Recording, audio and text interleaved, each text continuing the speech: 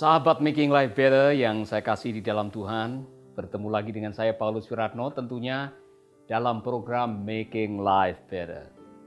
Beberapa hari ini saya tergerak bicara mengenai kuasa belas kasihan. Mengapa saya rindu berbicara mengenai ini saudara-saudara? Karena saya baru saja membaca sebuah artikel.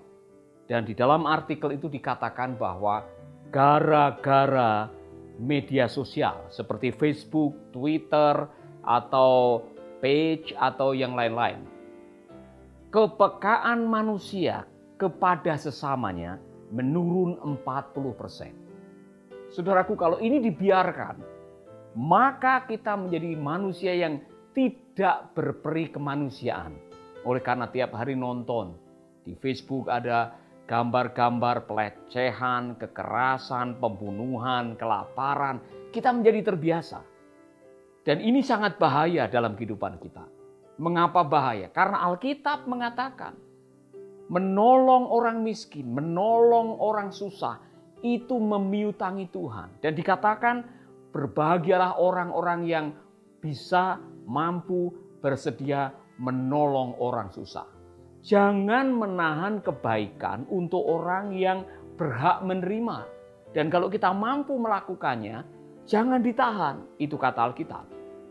Itulah sebabnya saya rindu bicara mengenai hal ini. Karena ini sangat-sangat serius untuk kehidupan rohani kita, saudara-saudara.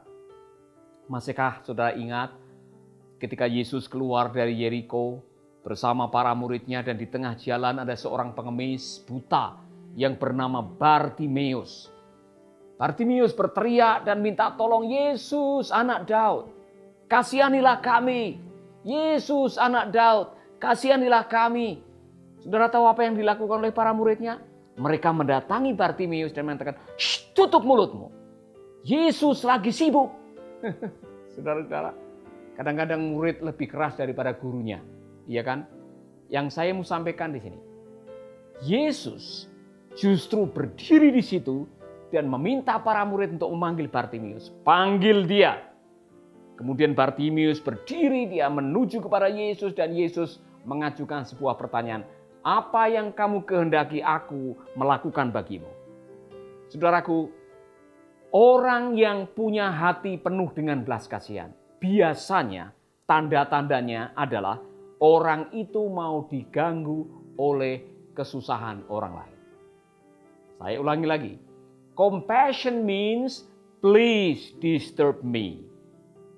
Kalau ada orang-orang yang susah di sekitar kehidupan saudara, apakah saudara mau diganggu?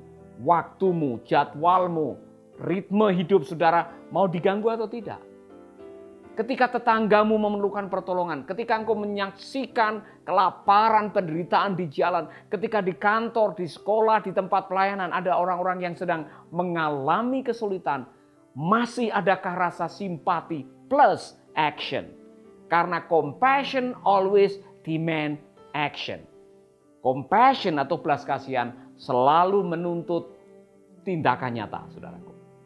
Nah, ini yang saya kadang-kadang marah oleh karena mendengar orang yang selalu mengatakan, aduh, saya bersimpati dengan orang itu, saya jatuh belas kasihan dengan orang itu, tetapi tidak ada tindakan apa.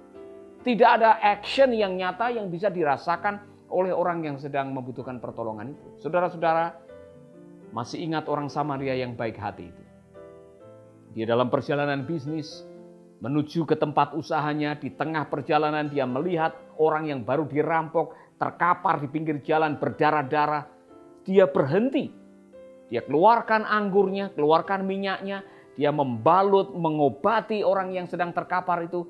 Dia menaruh di keledainya, dibawa ke puskesmas. Dan dia mengatakan, kalau nanti memerlukan biaya berapapun biayanya, saya yang akan membayarnya. Saudaraku, jalan itu adalah jalannya para imam. Mereka biasanya lewat lalu lalang di jalan itu. Tapi pada hari itu para imam, ahli Alkitab, orang Lewi, mereka yang lewat, mereka tidak mau mengarahkan matanya kepada orang yang sedang terkapar di pinggir jalan. Ada apa dengan mereka? Kepekaan sosialnya sudah sirna. Empati, simpatinya sudah tidak ada lagi. Belas kasihan sudah tidak ada. Ini yang membuat saya was-was saat ini. Ketika gereja begitu terpesona dengan praise and worship, kita merayakan hari Minggu dengan luar biasa, maka kadang-kadang kita bisa saja terlena. Nah, jangan salah mengerti. Silakan menyembah Tuhan, merayakan kebesaran Tuhan, praise and worship, memuliakan Tuhan, silakan. Tapi jangan lupa tidak hanya berhenti di situ. Karena ibadah yang murni dan berkenan kepada Allah salah satunya adalah menyantuni anak yatim piatu, menolong janda-janda dalam kesusahan mereka. Ibadah yang murni tidak hanya menyembah, merayakan di gereja, bukan hanya itu saudara-saudara. Ibadah yang murni ketika kita mempraktekkan apa yang kita yakini, menolong mereka yang sedang mengalami kesulitan di sekitar kehidupan kita. Amin. Maukah saudara diganggu?